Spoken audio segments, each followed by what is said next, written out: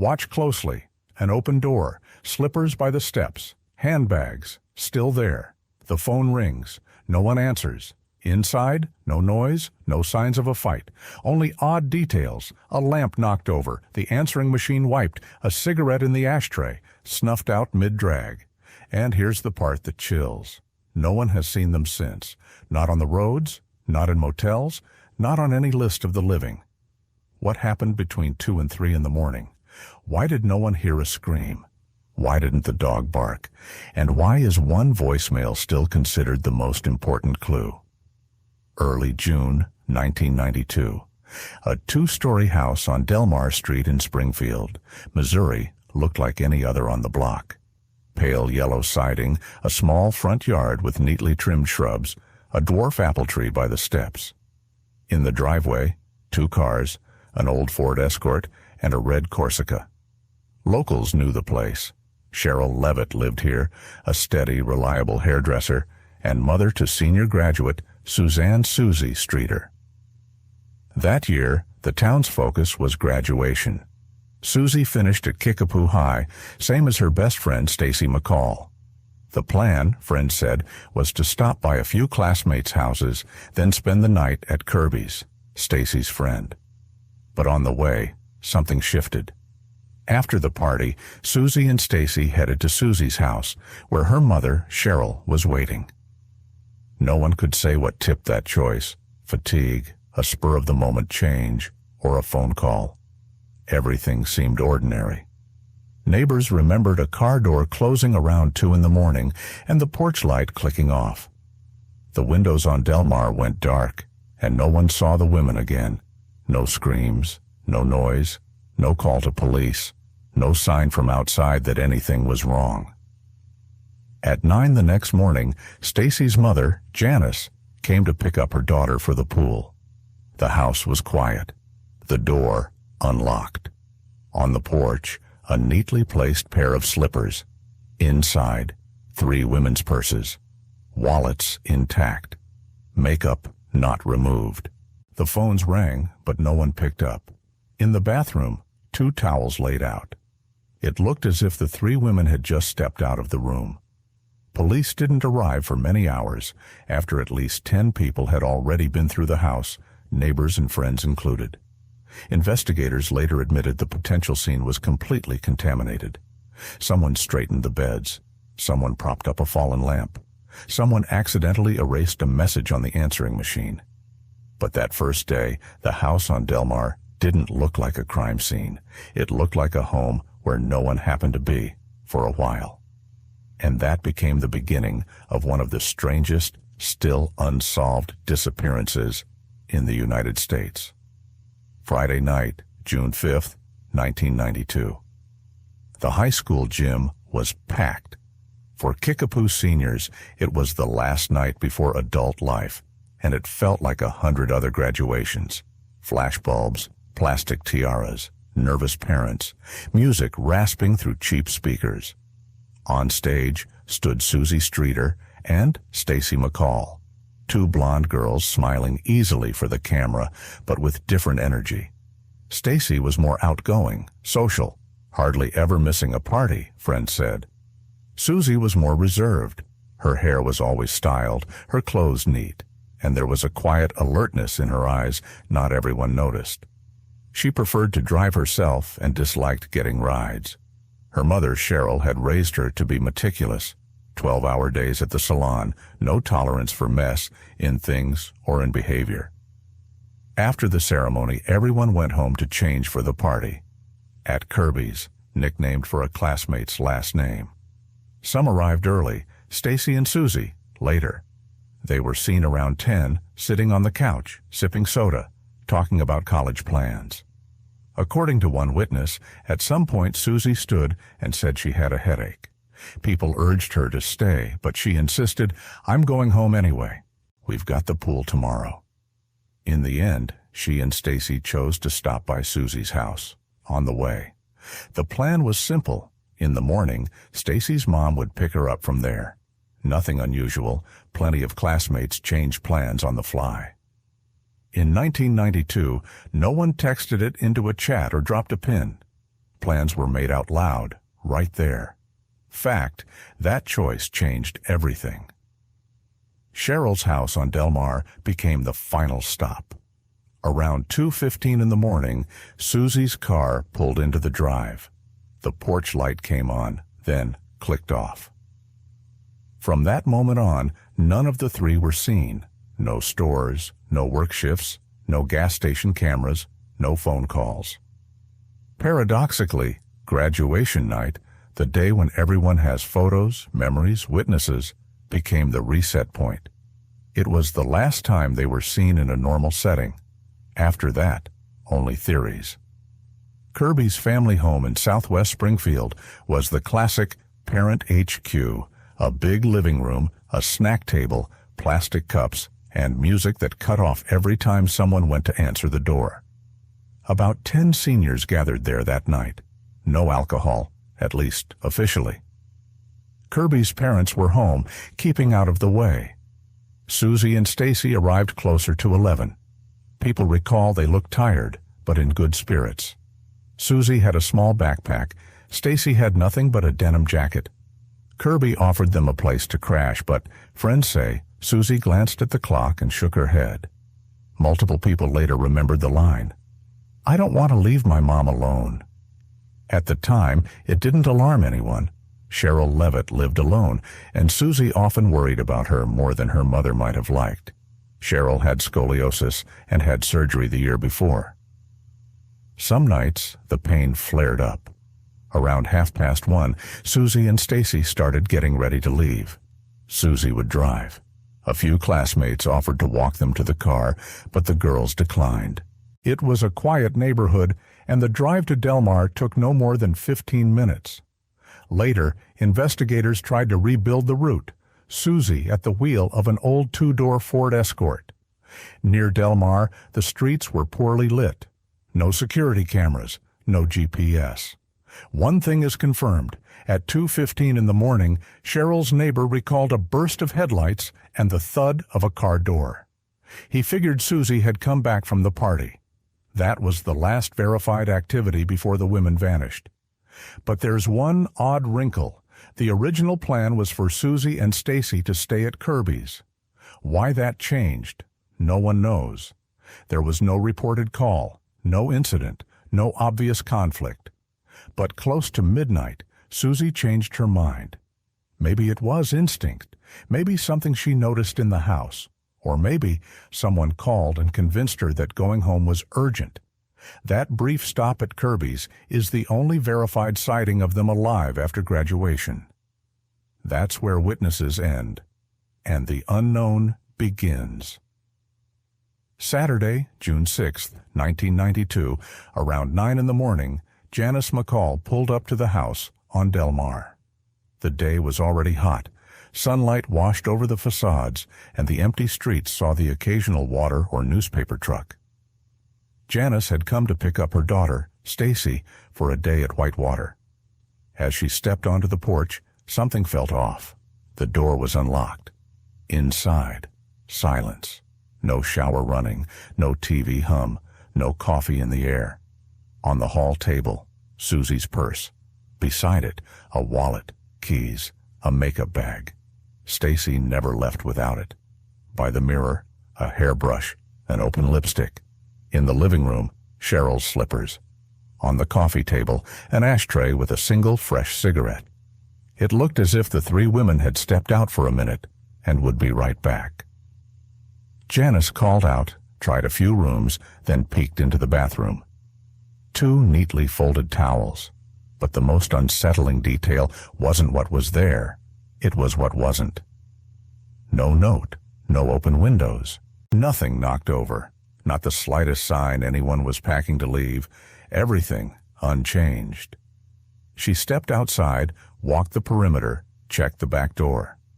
Back in the living room, she started calling, Kirby's friends included. Every answer was the same. The girls left for home after 1:30. No one had seen them since.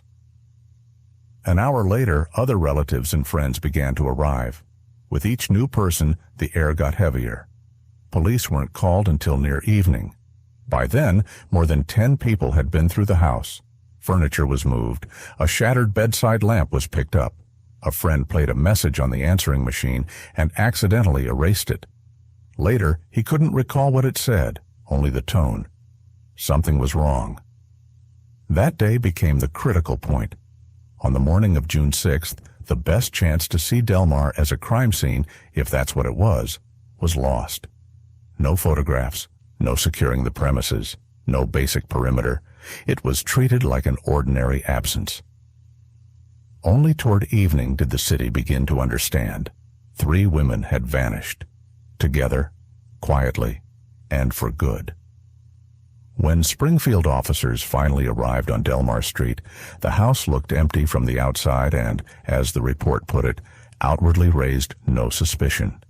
No signs of forced entry, no broken windows, no struggle. But one detail caught the investigator's eye: an ashtray with a single unfinished cigarette and a porch chair nudged slightly aside. A neighbor across the street later said Cheryl often stepped onto the porch when her daughter was late. She'd sit in that chair, smoke, phone on her lap. It was her habit, and possibly the last recorded moment before the disappearance. The cigarette raised the most questions. Given the timing, it couldn't have been from the morning. Janice arrived before the heat set in, and the ash hadn't scattered, so it was smoked at night, presumably by Cheryl. And here the chain of details begins. The foyer light was on. The bedroom curtains, open, by the bed, an open magazine, and the night lamp switched on above the headboard. It felt like she was preparing to sleep, but never lay down. Something pulled her away, or alarmed her. Police theorized Cheryl could have stepped onto the porch after hearing Susie and Stacy pull in. That would explain why only 2 towels were out. The girls had time to wash up, while their mother stayed outside. There was another oddity. The lamp in Susie's bedroom had been knocked off the nightstand. Janice noticed it, though someone later set it back up. Another reconstruction added a crucial point. The family dog didn't bark. No neighbor reported shouts or screams either. If a stranger had approached, especially at night, the dog likely would have reacted. That suggested either no one came in or whoever did was familiar. It fed the first hypothesis. The women may have willingly let someone they knew inside, and whatever happened, happened there. There's an element almost every reconstruction mentions, the erased voicemail. It was left the same night the women vanished and, ironically, was deleted by someone who'd come in that morning to help. No one can recall exactly what it said. Only fragments of tone, a man's voice, a short phrase, and something off, out of place. The answering machine sat in the hall. A standard early 90s Panasonic with a magnetic tape. With those devices, you couldn't rewind or replay without risking recording over. One relative, trying to see whether one of the women had left a message, hit the wrong button, and the message was gone. Later, that person admitted they only wanted to help, never thinking it could be evidence.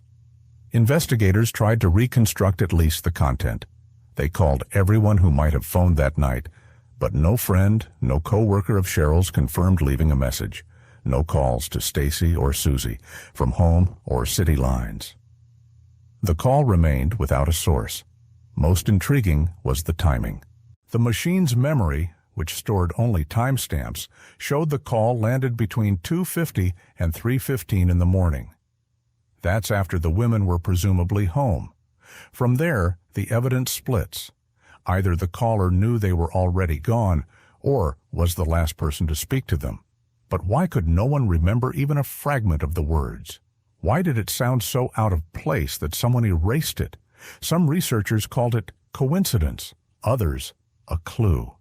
Because if that was the call, it explains why Susie might have abruptly left the party, why Cheryl never went to bed, why the dog didn't bark.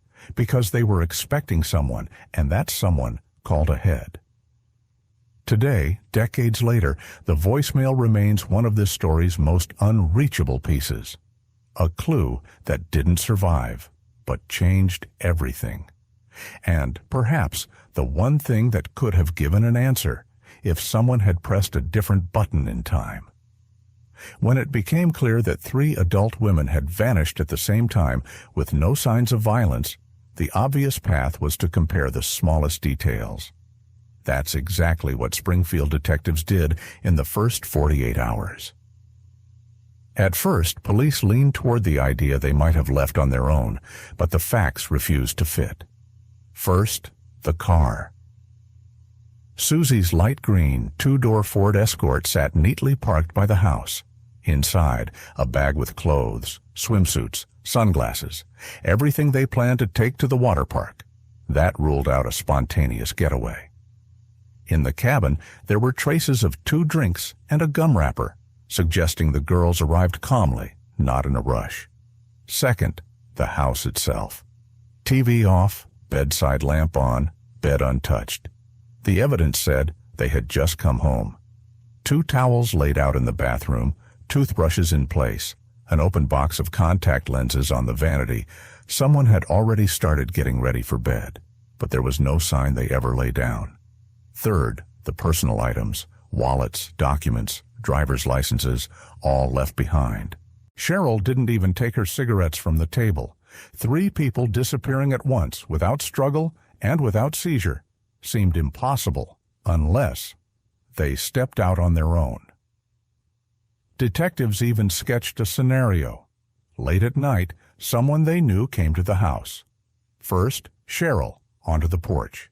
Then the girls. Maybe they opened the door or invited the visitor inside. 1 person, maybe 2. No signs of violence, which meant no resistance. So the central question, where could 3 women go, without shoes, without IDs, without a reason? One option was forced removal, but that would require a vehicle, and at least one neighbor would have heard an engine. Nothing was reported. No tire squeal. No car doors. Only headlights someone saw in the middle of the night. For the first time, the reports used a phrase. The disappearance does not fit normal categories. Not suicide, not a runaway, not a straightforward attack. Everything was too clean, and that's the unnerving part. When there's no chaos, it hides in the details. By the end of the first week, the core task was to determine where 3 women could have been physically taken if they were let out or removed against their will. With no signs of struggle and Delmar a narrow residential street, attention shifted to possible routes.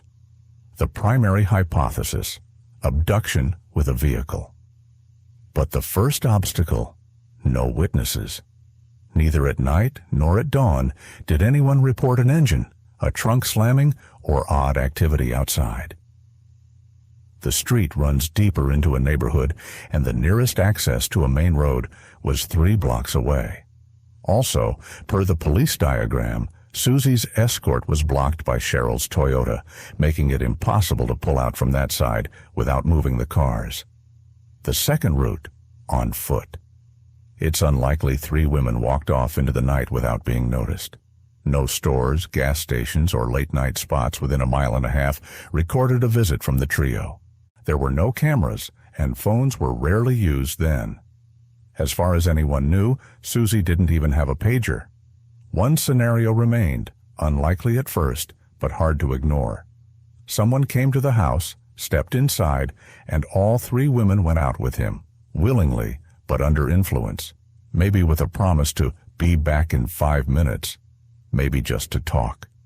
A family friend recalled an odd moment when an old acquaintance had offered Cheryl help with repairs. The man was persistent. His name never made it into the file, but later there was an attempt to place him in the area. When the house itself offered no clear answer, the focus shifted to phone activity, the one slender digital thread that might illuminate the night of June 5th into June 6th. Cheryl's home had a standard AT&T landline through the city switch. In a world before cell phones, landline calls could reveal more than 100 searches on the ground. Detective Jim Hollins pulled the incoming and outgoing logs. The catch: back then, calls were registered only if a connection completed and conversations weren't recorded. Still, one detail emerged. In the final hour before the disappearance, there was an incoming call logged at 2:42 a.m., local number, no ID. No one answered.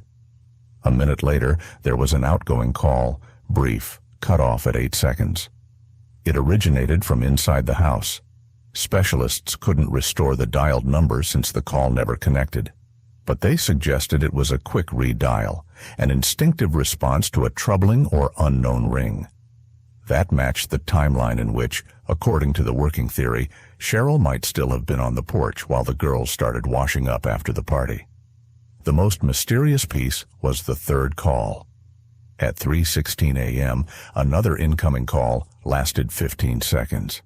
Investigators believe this was the voicemail later erased by accident.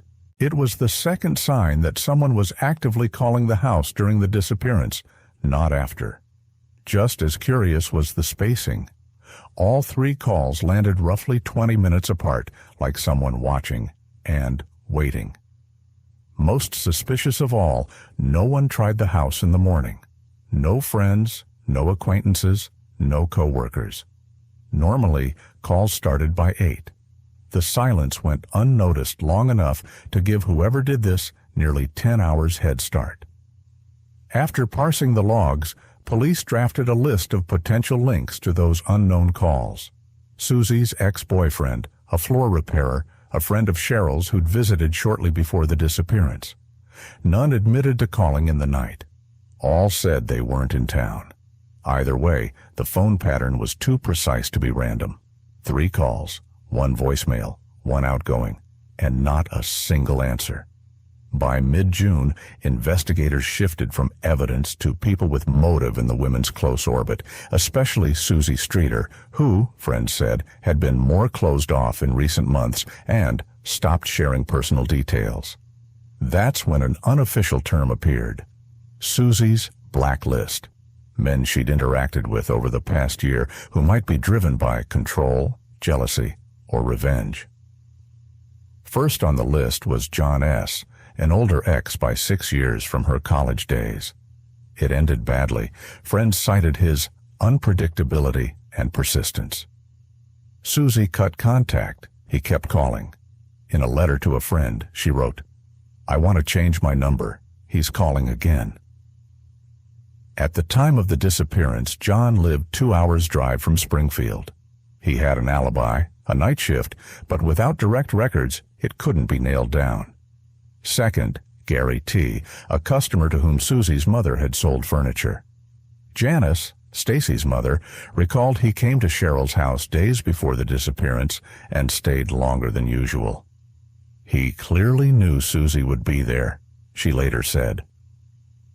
Questioned by police, Gary didn't tangle details, but grew visibly nervous. His alibi checked out, yet the behavior went into the report. Third, Rick E., a technician from the local telecom office. He knew where the answering machine sat, had installed the line, and had seen the girls at a couple of campus parties. His name surfaced after a coworker said he asked oddly specific questions about where Susie lived.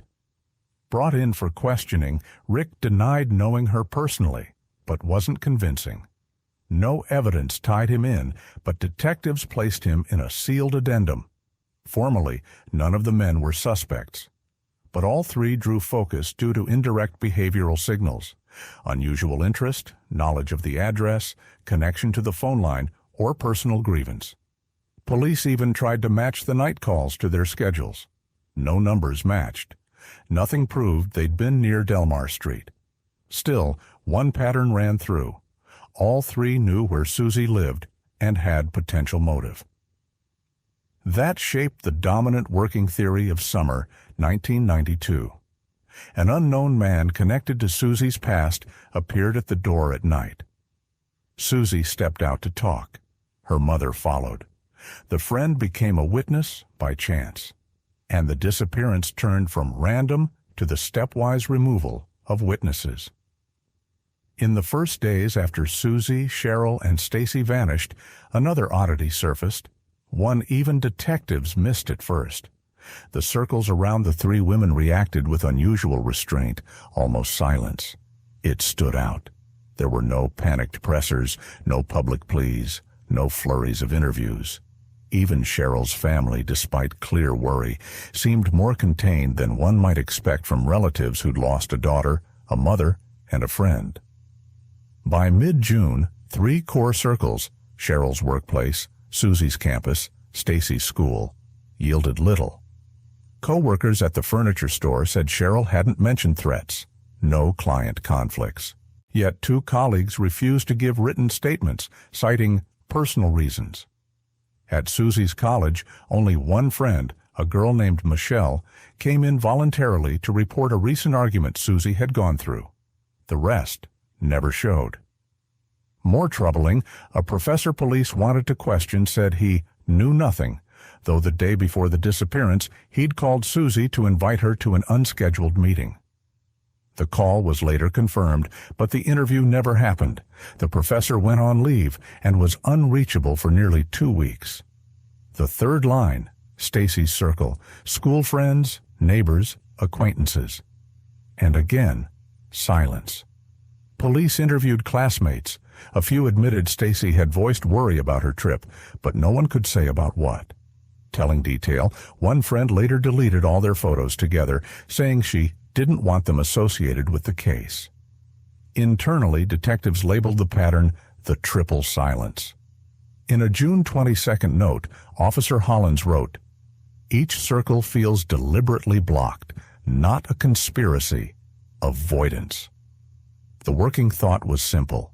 Either people knew something and didn't want to be pulled in, or tensions around the women were already high and the disappearance felt like the end of a story.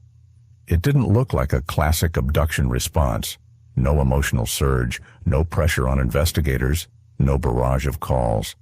Even reporters outside the house began to notice, it's too quiet here, as if the disappearance suited too many people. On the 7th day after the disappearance, with the main theories looping, one investigator, Sergeant Lucas Ray, insisted on a renewed walkthrough of the Delmar house, even though the scene was already considered clean and most items had been cataloged. A seemingly small detail drew his eye. Susie's makeup bag at the base of the stairs. The official report labeled it left in haste, but its contents hadn't been rechecked. On the second pass, 2 daily use items were missing, a travel mirror and a lip gloss. The gloss could be dismissed as trivial, the mirror could not. Susie carried it everywhere. Her mother confirmed it. It wasn't in the house, the car, or among personal effects. A tiny thing, but under the circumstances, the first concrete item that vanished with her. A closer look at the stairwell revealed a faint scuff of rubber on the lowest step, not big enough for Stacy's or Susie's sneakers, more like the edge of a grown man's shoe. By then, officers and volunteers had all come through, but the stairs had been surveyed earlier and no outside marks were recorded. That raised the suspicion that someone stood at the stairs the night they vanished, possibly at the exact moment the women were moving up or down. Theoretically, it could be the point of pressure.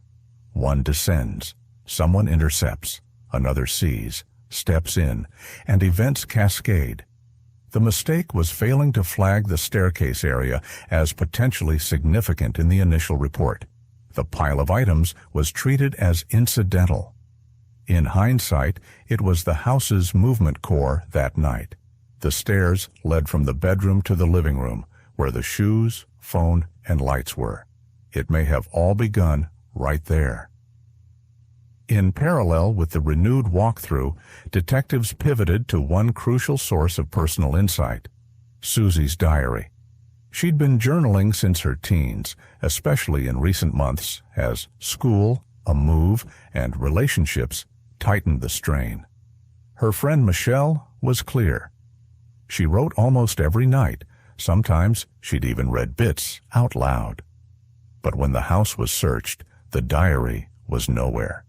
Not on the nightstand, not in her backpack, not in drawers, not in the car. Stranger still, The cover turned up in a trash bag in the garage, neatly cut off and thrown away, as if someone deliberately wanted to get rid of not the notebook itself, but the part that identified it. Several theories followed. 1. Susie hid it herself, sensing danger. 2. Someone removed it, someone the diary could damage. 3. It disappeared with her and may have been the catalyst. Another college friend recalled that the last entries mentioned persistent harassment, but no name. There were sleepless nights, and Susie had begun to fear being alone. All of this was verbal. Since the diary itself was missing, police couldn't officially confirm its content. Later, an unsigned sheet with smudged writing turned up in a drawer. At first glance, a note. Under a lamp, it proved to be a practice page, likely used before drafting a letter or statement. 2 phrases were faintly readable. He doesn't understand the word no, and if something happens, it won't be an accident. The handwriting matched Susie's previous entries. By the second week, investigators had enough to attempt a mechanical reconstruction, even without bodies or video. They used a step-by-step timeline built from timestamps, object placement, and probable behavior. The last known action from Susie, around 2 a.m., was switching off the upstairs bedroom light. Stacy was also on the second floor. Cheryl, likely downstairs. The living room light remained on. The house wasn't settling in for sleep. Someone was still awake. Next, the calls. An incoming rang at 2:42, followed by a brief outgoing attempt. That suggests someone was already on the first floor, heard the phone, and reacted, without fear. Perhaps the caller was known. During this window, a doorway meeting could have occurred, through the threshold, or with the door opened. If Susie stepped out to talk and her mother approached after, that explains how both vanished together without a struggle. Phase 3, removal or escort out. Nothing in the house was overturned, pointing either to immediate compliance or to the women leaving on their own. Possibly under threat. Possibly believing they'd be right back. Based on the placement of her things, Stacy may have still been upstairs, unaware. When she came down, the others were already engaged. That would account for all 3 disappearing quietly. Estimated removal window between 3 and 4:30 a.m. A neighbor reported a dull sound near the drive during that span, but couldn't place it. Susie's car wasn't moved, it was blocked. So another vehicle had to be used.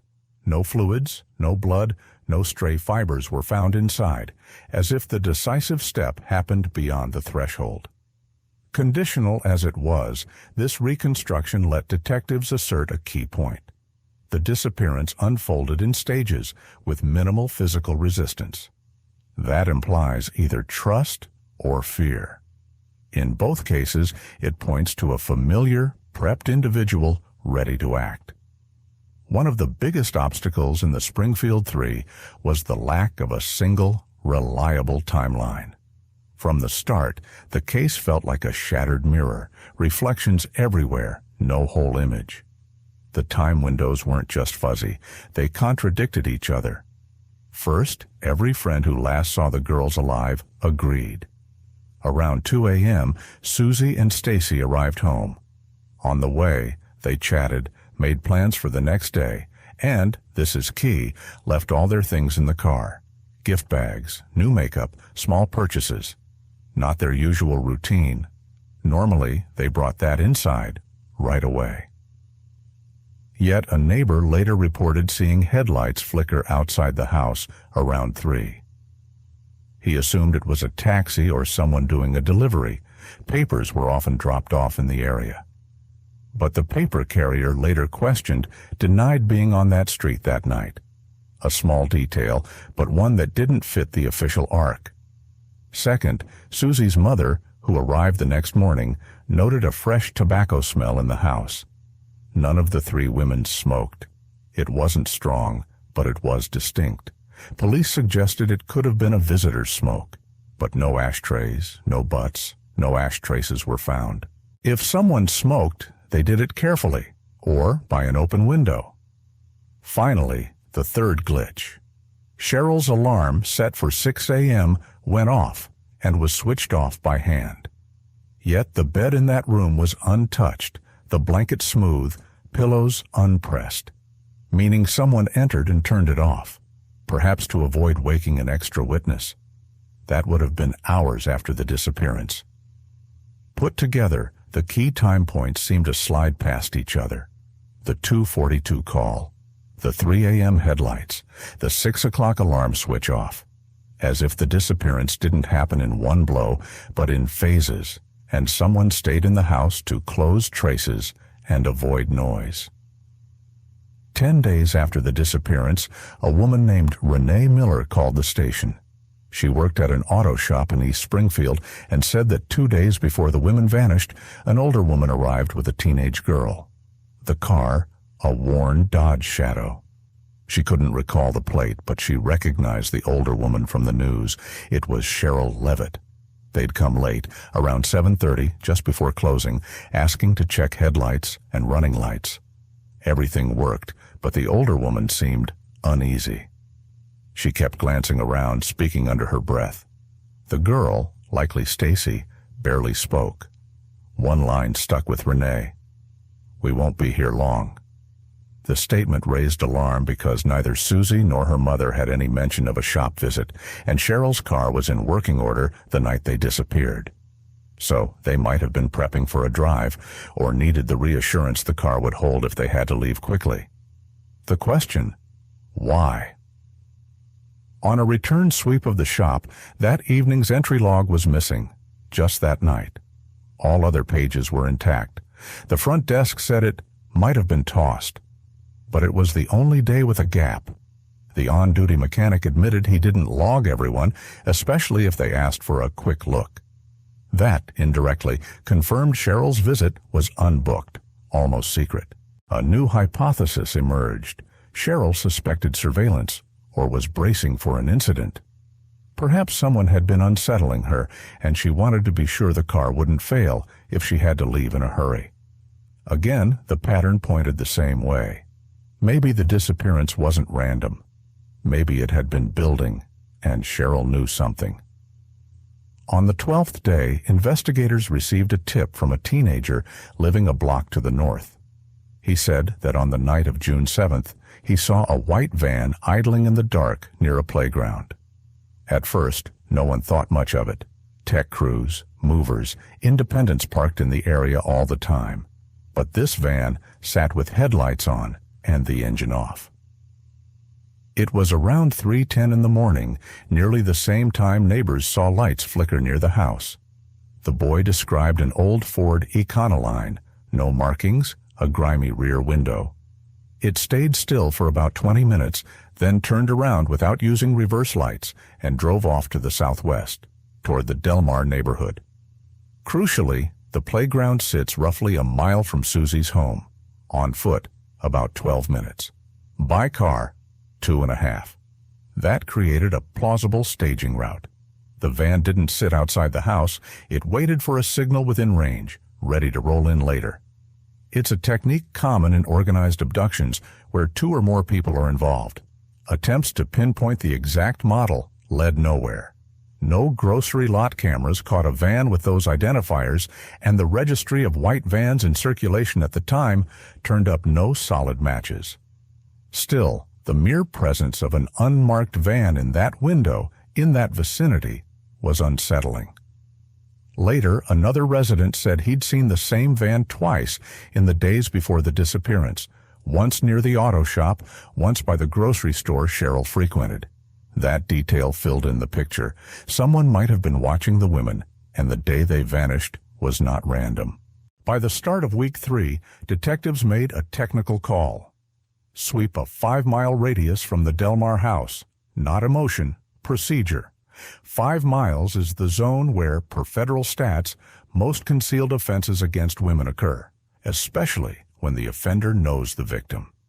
Inside that radius sat dozens of targets: old warehouses, rail spurs, garages, gas stations, derelict homes, outbuildings.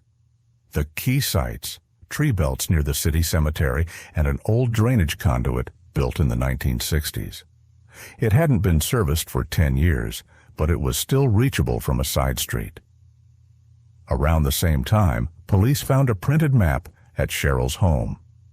3 spots were marked in highlighter, one pointing straight to the conduit's west entrance. Cheryl wasn't in engineering or real estate. That interest in channels felt, at minimum, suspicious. Maybe she was looking for a secluded spot. Maybe she was already afraid. First, they tried drones, but the tech was crude, so volunteers and K-9 teams went in. Inside, signs of a fire, plastic wrappers, a single women's sneaker, and a tin mug stamped with Southwest Missouri State College insignia. Could be noise, could be a thread. The sneaker matched Susie's size, but was too worn to prove anything. The college logo wasn't rare. More alarming, about 300 yards away, charred paper scraps with legible fragments, "Don't talk," and "Other plan." Too damaged to restore, but logged as a potential indirect threat. The sweep lasted 9 days. A helicopter and thermal scans joined in. No bodies, no items conclusively tied to the women. Still, the feeling hardened. They might not have been taken far, not hundreds of miles, just around the bend. And out there, among those sheds and channels, something might have been left behind. When investigators rechecked all incoming and outgoing calls to the landline, they hit another anomaly. On June 6th, at 1:58 a.m., minutes before the girls were believed to arrive home, an incoming call was logged from a long-distance number beginning with 918, the area code for Tulsa, Oklahoma. The call lasted 8 seconds. No one picked up. Who placed it and why couldn't be determined. Neither Susie nor Cheryl nor Stacy had known ties to Tulsa. But 2 details stood out. First, the same number tried again the next day, around 11 in the morning, by which time no one was answering calls. Second, the number was registered to a temporary pay-as-you-go SIM purchased at a gas station on Tulsa's outskirts. Those lines weren't directly traceable and weren't tied to a fixed account. A working theory took shape. Someone was tracking the girls, knew when they'd be home, and called to verify they'd arrived. Maybe waiting for a signal. Maybe confirming a plan had worked. The timing supported it. The ring came not at random, but at the moment the girls, by all logic, were just stepping through the door. Who could it be? One college instructor later admitted he had repeatedly pestered Susie by phone and knew she felt uncomfortable. He had lived near Tulsa in his youth, but nothing directly linked him to the call. He was noted as a contact, not a suspect. That call became a key that didn't open the door, but proved someone was on the other side. Too precise in timing. Too convenient in geography. Detectives couldn't prove it was tied to the disappearance, but they couldn't dismiss it either. When police hit a wall, a senior investigator, Officer Paul McCarthy, remembered a case from 5 years earlier. In 1987, in Greene County, a woman named Karen Blackwood, 34, a single mother living in a trailer on the city's south edge, vanished. She left work one evening and never came home. At first glance, no overlap. But on review, Karen, like Cheryl, worked in the furniture trade, selling kitchen sets and keeping books. More. In 1985, she and Cheryl attended a short seminar in Joplin. They knew each other professionally. Then came more. 2 blocks from Karen's home, witnesses in 1987 also reported a white van, with the same description that surfaced in the Springfield 3. That detail lived in an old report. It also noted Karen had visited a shop a week before she disappeared for a steering knock. No defect found. The stack of coincidences felt tight. 2 women, 1 city, same line of work, uneasy behavior before vanishing, an unmarked white van. McCarthy pulled the old file and, informally, federal technicians compared the cases. No official conclusion. But off the record, a version took shape. Springfield might not be dealing with an impulsive offender, but with someone running a pattern, years apart. Maybe the Springfield Three weren't the beginning, just a chapter in a longer line. During a later sweep of the yard behind Delmar, a tech officer spotted something missed in Hour 1. The small shed had a hasp lock, old, scuffed, still sturdy. On the inside of the shackle, 2 letters were scratched, S and B, split by a slash. A light patina over the cut suggested the marks weren't fresh, months old. The lock was old. Cheryl likely hadn't replaced it. A friend said the shed was rarely secured. Paint, garden tools, a few boxes of old kitchenware inside. More important, on one box, police later found a yellow note with only Trudy, March, Unit 2B. At first glance, trash. Later, a federal agent cross-referenced the SB on the lock with a possible Susan B. cited in a separate sealed investigation in Kansas City in the late 80s. It could be coincidence, but from that moment, a new thought entered the room. Either Cheryl, or someone close, was seeding a code on the property, hiding meaning in everyday objects, hoping it would be read after. Or someone else was leaving marks while watching. Formally, the idea never advanced, lacked context. In the archive, the symbol on the lock stayed unexplained, a piece of a strange, unfinished schema. 2 months after the disappearance, a Springfield attorney requesting anonymity came forward. He said that a week before the women vanished, a woman, presumably Cheryl, came to consult about filing a complaint. The subject, stalking at home, possible blackmail, and document forgery. The attorney noted she never gave her name, but by age, appearance, and mentions of a daughter in college, it was her. She was tense, said, "Some people don't play by the rules," and "I have proof, but I don't know who to trust." She carried a small folder marked with yellow tabs, left no copies, and left quickly, promising to return in 2 days. She never did. Asked for a description, the attorney matched Cheryl almost exactly. Hair, earrings, details seen in photos. He also recalled she mentioned a second woman who was in danger too, without a name. This layered on a deeper worry. If Cheryl felt threatened and sought counsel, her disappearance might tie to an attempted exposure, not just a personal conflict or attack. What did she intend to file? Something tied to a client? Property? Or, as some later suggested, someone at the college who knew too much about her family? No filing was ever made. Its absence became evidence in itself. On Memorial Day, September 7th, 1992, exactly 3 months after they vanished, an anonymous letter with no return address arrived at the Delmar house. Block letters as if cut from a magazine. A single page read, "You tried to stop this, but you never had a chance. They will never find you because they don't know what to look for. V." The letter was burned, opened by Stacy's parents, not immediately shared with police. A week later, a copy reached investigators. Too late for prints. Speculation surged. Who was V? Why did it arrive on a symbolic day? Memorial Day, when the nation remembers its lost. Some called it a cruel prank. Others thought it came from someone who saw himself as observer, not participant, someone who knew more than the police, perhaps even one of those already questioned. In the end, the letter gave no concrete facts, but confirmed a central suspicion. There was a prelude to the disappearance, and someone wanted it remembered, but not solved. When official avenues were nearly exhausted, 2 independent analysts joined as consultants. One a former Transportation Department cartographer, the other a crime geography specialist. Their brief was simple: remap the known routes of all 3 women against the event timeline to surface mismatches, side paths, or patterns.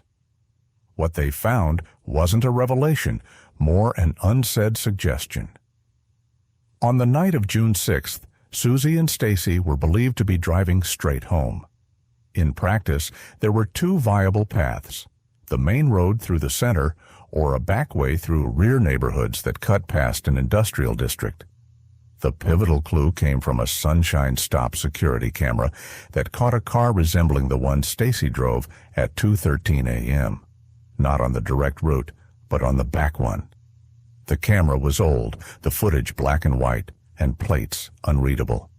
But the silhouette, the body type, even the turn signal, lined up. Why choose the longer, darker way? Were they steered, or was someone behind them, nudging them to change course? The cartographer noted that this detour dead-ended near the same area where later the drainage conduit and fire signs turned up. Not proof, but a new hypothesis. Perhaps they didn't go straight to Delmar, but stopped or were forced to detour first. The theory was neither confirmed nor debunked. It became a parallel strand, a shadow route left out of reports, but alive in doubt. 2 months in, police circled back to an obvious but oddly quiet source: neighbors. Delmar had the reputation of a calm block, yet residents' behavior raised questions. Of more than 20 households, only half granted full interviews. The rest dodged or refused, citing stress, press pressure, personal reasons. One couple across the street drew particular attention. The wife first said she'd heard nothing that night. 3 weeks later, she admitted to her daughter she'd heard a brief brake squeal around 2 and a door slam, then retracted her account. Nothing could be proven, but a feeling grew. Either neighbors were holding back, or they were afraid to speak, perhaps of someone still nearby. One officer wrote, "Around the house, silence. Not the usual kind, as if part of the street is scared, but not of us, of one of their own." It also emerged that a youth party did run on the block that night. Teens insisted they saw nothing. The noise and drinking alone could have drowned out almost any sound. By November 1992, 5 months in, the investigation was officially labeled inactive. Not closed, but stalled. No new steps without substantial information. For the families, it was a point of no return. Stacy's parents left work. Susie's father's health began to fail. Cheryl's mother moved out of state. None believed the women left by choice. None had histories of running, mental illness, or motive to abandon everything. Lines between fact and guesswork blurred. Calls poured in claiming sightings in other states, none confirmed. Theories rose, trafficking, cults, but proof never followed, only the void. That's when the volunteer phase took over. Private archives, citizen leads, independent investigators. People refused to let the story become another cold file. Inside the department, burnout set in. Rotations changed. Folders gathered dust. What began as a major case became just another. No body, no scene, no cause. Nearly a year later, spring 1993, an officer who'd been in from day one reread week 1 materials.